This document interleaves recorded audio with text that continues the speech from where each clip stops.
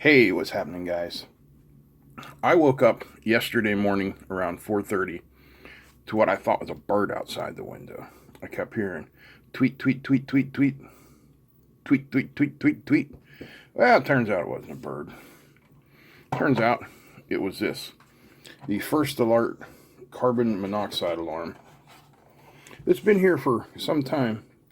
Since April of 2015, it's been sitting here.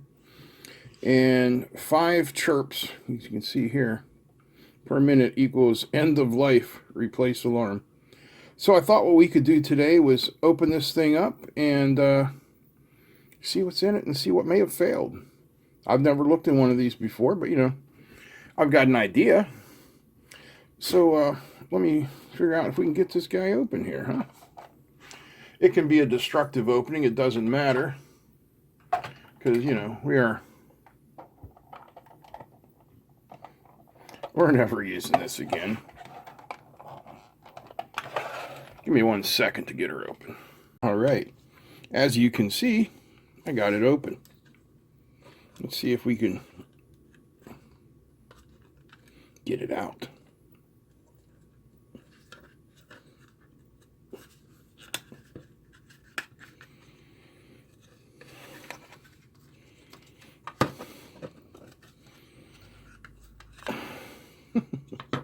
Well, that's interesting. There are the AC connectors come through to little push throughs there. I like that. Very interesting. So, what's inside? So if we look at this guy here,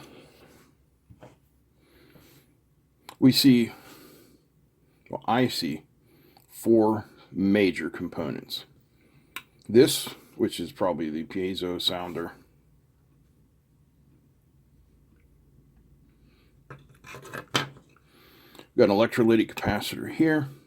We got a safety cap here. And we got this guy here, the Figaro TSG 5042, which looks like a battery. But let's flip this over and take a look at the back side of it. We have 1 connector here. And we have 2 connectors here, even though they're going to the same place. This is actually the carbon monoxide detector.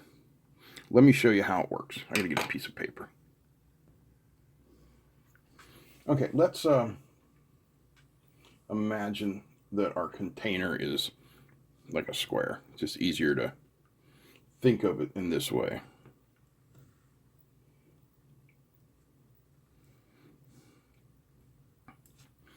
All right, and then in our square, we have 2 electrodes.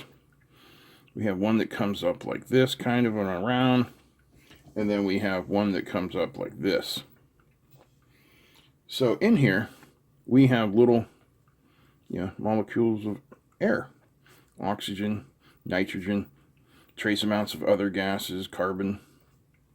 No, carbon's not a gas. Argon is a gas, probably some neon, helium, hydrogen. All the stuff that we find in air. Now, these electrodes are at different potentials. For instance, we can say this one is more positively charged than this one, but I don't know that that's the way. So anyway, the air is able to come in through here. But what happens if a carbon monoxide molecule comes in? Well, the carbon monoxide molecules are somewhat larger than oxygen atoms and other atoms. So, so something like that. And what will happen is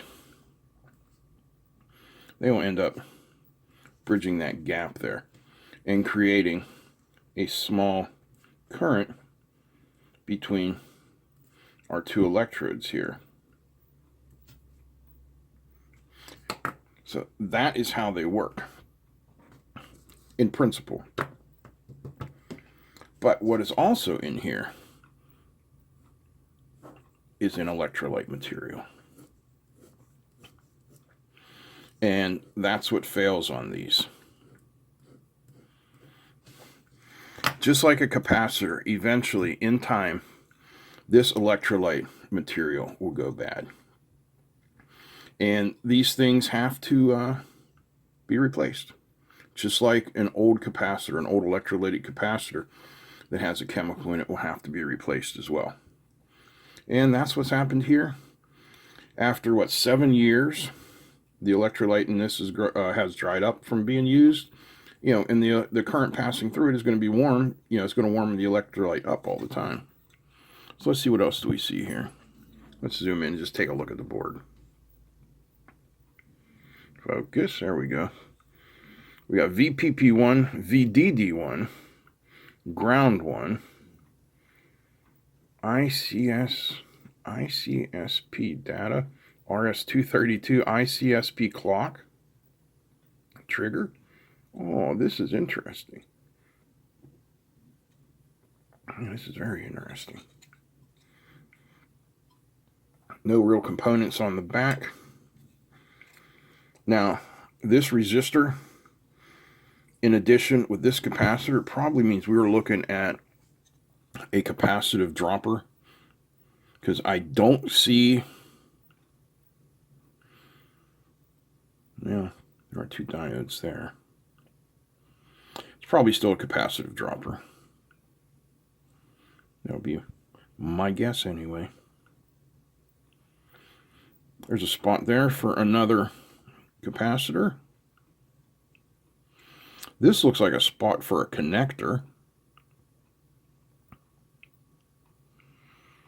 Yeah. There's another spot for a capacitor that's not populated. And there is one little electrolytic capacitor right there. I'm pointing to it with my pen.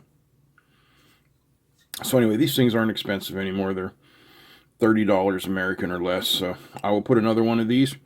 Now, where this lives in my house is basically in the stairwell between the first floor and the second floor. Because remember, carbon monoxide will rise because it's usually warmer than oxygen because it comes from combustion. So it's going to go up. You want to put it somewhere before it gets to where you're sleeping, but give it a place to rise. Like, don't stick this in your basement next to the furnace because you might not hear it. Stick it somewhere in your living area so that you'll hear it. I've got a trip to M&M Hardware in my future today to get another one of these. You should check yours too. You don't want to wake up dead tomorrow. All right, guys, if you enjoyed this, I hope you'll give me a thumbs up. Feel free to comment, share, and don't forget to subscribe. Big thanks to all the patrons, and a big thanks to you guys for watching. That's it. I'm out. Peace.